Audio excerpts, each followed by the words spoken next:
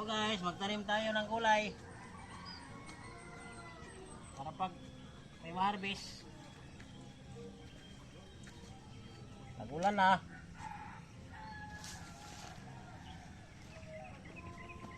Ang buhay ng bukid. Hala, kadumi naman yan. Bakit? Hmm? Naputi-puti yung sombrero mo.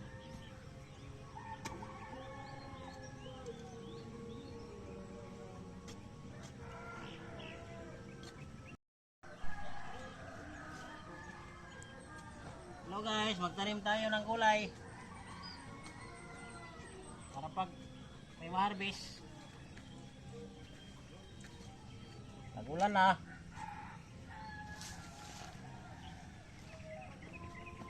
Ang buhay ng bukid. Hala, kadumi naman yan. Bakit? Hmm? Naputi-puti yung sombrero mo.